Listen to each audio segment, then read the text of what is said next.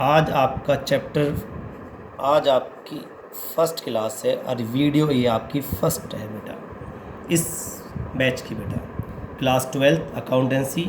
ठीक है, आपकी फर्स्ट बुक हम कराएंगे बेटे, accounting for not for profit organisation and partnership firm. इसमें हम दो टॉपिक पढ़ेंगे, एक एनपीओ और एक पार्टनरशिप फर्म पढ़ेंगे। एनपीओ तो आप लोगों का हो चुका है, अब स्टार्ट करेंगे आपकी पार्टनरशिप फर्म। ठीक है, अकाउंटिंग फॉर पार्टनरशिप फर्म। ठीक है, इसमें आपका चैप्टर सेकंड स्टार्ट करेंगे। फर्स्ट तो हो चुका आपका नॉट फॉर प्रॉफिट ऑर्गेनाइजेशन बेटे। ठीक है, चैप्टर सेकंड फंडामेंटल बेटा, बेसिक कंसेप्ट, यानी चैप्टर सेकंड है फंडामेंटल। फंडामेंटल का मतलब होता है बेसिक कंसेप्ट्स बेटे। इसके अंतर्गत हम आपको पढ़ाएंगे चैप्टर में बेटे कि पार्टनरशिप क्या होती है, पार्टनर्स के रूल्स एंड रेगुलेशंस क्या होते हैं, कौन कौन से अकाउंट मेंटेन किए जाते हैं। तो इस चैप्टर को हम दो पार्ट्स में पढ़ेंगे, थ्योरेटिकल क्वेश्चंस और प्रैक्टिकल क्वेश्चन।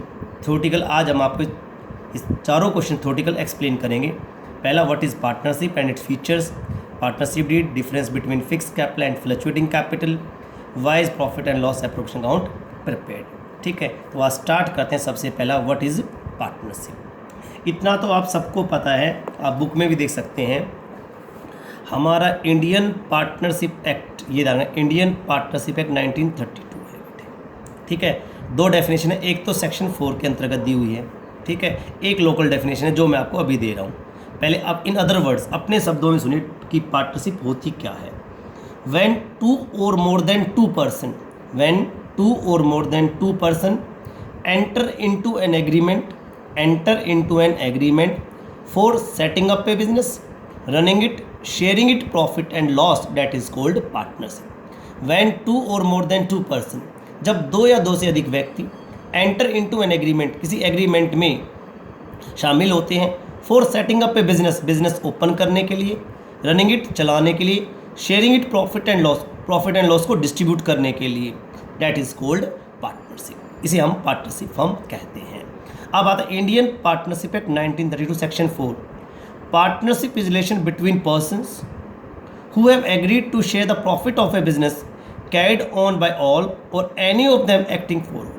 कि पार्टनरशिप रिलेशन है बिटवीन पर्संस, ये पर्संस के बीच में एक रिलेशन है। हु हैव एग्रीड, जो एग्रीड हुए हैं किसी भी बिजनेस के प्रॉफिट को डिस्ट्रीब्यूट करने के लिए, कैरिड ऑन बाय ऑल, या तो सभी पार्टनर्स मिलकर चलाएं, या any of them acting for, एक चलाएं एक्टिंग फॉर, सबकी सहमति के द्वारा। तो दोनों डेफिनेशन में आपने कुछ मेन चीज़ पढ़ी कि दो या दो से अधिक पार्टनर को एग्रीमेंट करते हैं किसी बिजनेस को ओपन करने के लिए, उसको चलाने के लिए, उसका प्रॉफिट एंड लॉस आपस में डिस्ट्रीब्यूट करने के लिए, या तो वो सारे मिलकर चलाएं या उनमें से कोई एक चलाए एक्टिंग फॉर ऑल, सबकी सहमति के द्वारा। तो that is called partnership firm बेटे। क्लियर है, तो ये दो डेफिनेशन याद कर लेना बेटे। अब आता है features of the partnership firm. तो अभी मैंने क्लास में भी डिस्कस किया था आपके साथ features of the partnership deed. First है two or more than two person. ये तो आप सब लोग जानते हैं कि मिनिमम टू, बिना दो के तो पार्टनरशिप फर्म हुई थी एटलीस्ट टू पर्सन, पर मैक्सिमम कितने बेटा, मैक्सिमम 50। और ये रूल भी याद रखना, wider rule 10 of the company miscellaneous rule 2014। यानी पार्टनरशिप फर्म में मिनिमम 2 पार्टनर हो सकते हैं, ठीक है, और मैक्सिमम 50 हो सकते हैं बेटे। हर बार बोर्ड में रूल क्वेश्चन भी आया था कि मैक्सिमम पार्टनर 50 है, ये रूल्स कहाँ पर है, तो ये wider rule 10 of the company miscellaneous 2014। Clear है। दूसरा एग्रीमेंट, आपने दोनों डेफिनेशन में पढ़ा था एग्रीमेंट, पार्टनर्स के बीच में एग्रीमेंट होना ज़रूरी है, पर एग्रीमेंट लिखा आइदर रिटन और ओरल, यानी एग्रीमेंट में be oral or may be written. यानी partnership comes to existence by an agreement, यानी पार्टनरशिप फर्म में एग्रीमेंट तो हो सकता है, कंपलसरी है, पर आइदर रिटन और ओरल। यानी अब मैं और मेरे बड़े भाई साहब 2 पार्टनर्स हैं, तो हमारे बीच में एग्रीमेंट क्या है, रिटन में है, क्योंकि हम दोनों रियल ब्रदर्स हैं बेटे। सॉरी, ओरल है क्योंकि हम दोनों रियल ब्रदर्स हैं बेटे। यदि हम दोनों फ्रेंड होते तो हम एग्रीमेंट किस में करते, रिटन में करते। तो ये पार्टनरशिप फर्म में पार्टनर डिसाइड करते कि एग्रीमेंट ओरल होगा या रिटन होगा। क्लियर है। तो एग्रीमेंट होना कंपलसरी है, पर एग्रीमेंट आप रिटन भी कर सकते हैं और ओरल भी कर सकते हैं। तीसरा बेटा लॉफुल बिजनेस। क्लियर है। पहले 4th profit ratio. Partnership firm वहाँ मानी जाएगी जहाँ बेटा किसी बिजनेस का होना ज़रूरी है। अभी आपने पढ़ा था एनपीओ, पार्टनरशिप फर्म में existence of business and main motive profit. Main motive जब देखना प्रॉफिट शेयरिंग, यानी पार्टनरशिप फर्म वहीं मानी जाएगी जहाँ कोई बिजनेस हो और उसका मेन मोटिव क्या होना चाहिए, प्रॉफिट होना चाहिए। क्लियर है, तब वो पार्टनरशिप फर्म मानी जाएगी। अब एनपीओ पार्टनरशिप के दायरे में नहीं आती है बेटे।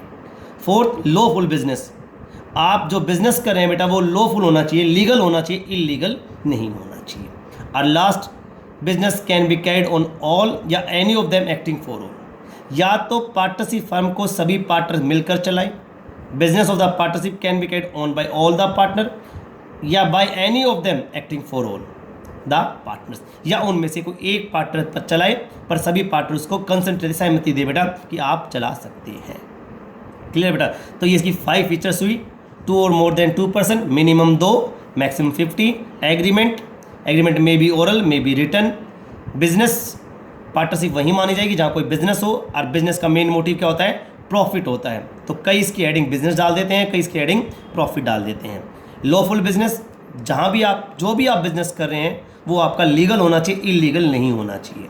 और आखिर में मैनेजमेंट कह सकते हो, या तो बिजनेस मिलकर सभी पार्टनर चलाएं या उनमें से कोई एक चलाए, एक्टिंग फॉर ऑल। तो that is the features of the partnership firm.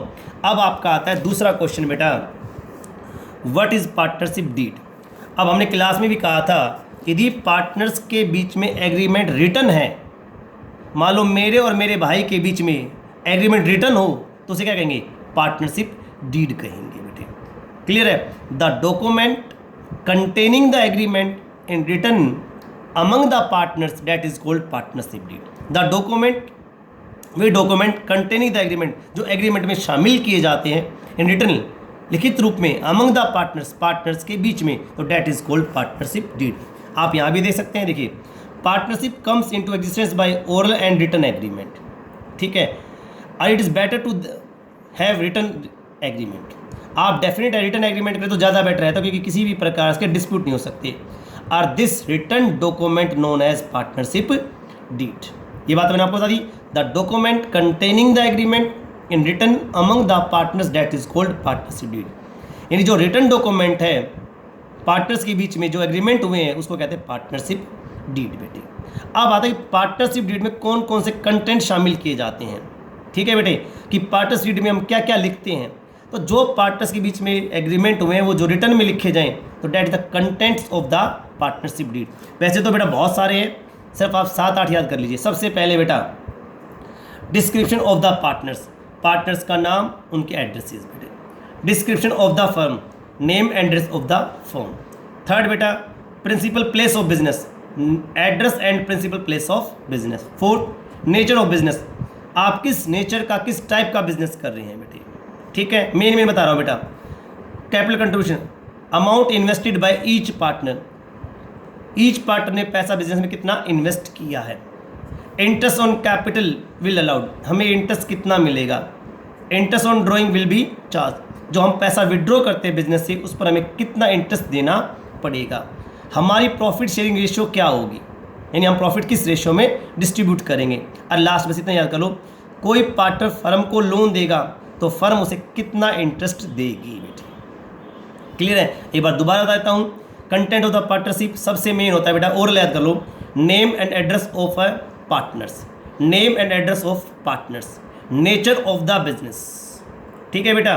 Clear, amount invested by each partner, interest on capital will allowed, interest on drawing will charge, ratio in which profit and loss are to be shared by the partners.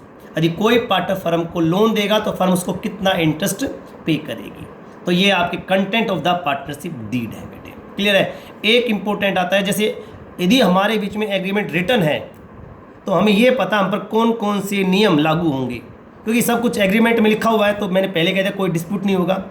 यदि मान लो 2 partner हैं x and Y, तो उनके बीच में partnership deed है तो already उनको पता है कि हमारे बीच में कौन कौन से एग्रीमेंट हुए हैं, तो किसी भी प्रकार का डिस्प्यूट नहीं हो सकता। इसलिए कहते हैं कि पार्टनरशिप डीड इज़ बेटर बेटा, क्योंकि किसी प्रकार के डिस्प्यूट नहीं हो सकते। तो partnership deed, the document containing the agreement in written among the partners that is called partnership deed, और these are the contents of the partnership deed. Clear. अब एग्रीमेंट हमारे बीच में ओरल हो या पार्टनरशिप डीड ना हो, तो भी कुछ नियम लागू होते हैं, कुछ रूल्स लागू होते हैं in the absence of the partnership deed. आप देख सकते हैं, ये रहा बेटा, accounting treatment in the absence of the partnership deed. जैसे मैंने अभी कहा, मैं और मेरे बड़े भाई साहब हम दोनों रियल ब्रदर्स हैं, तो हमारे बीच में जो एग्रीमेंट है वो क्या है, ओरल है। तो इसका मतलब हमारे दोनों भाइयों के बीच में डीड नहीं है, क्योंकि एग्रीमेंट इज ओरल या साइलेंट। इसमें लिखा भी है in the absence of the partnership deed और where it is silent. Clear है। अब इसके रूल्स जो हैं मैं वो आपको नेक्स्ट वीडियो में डिस्कस करेंगे।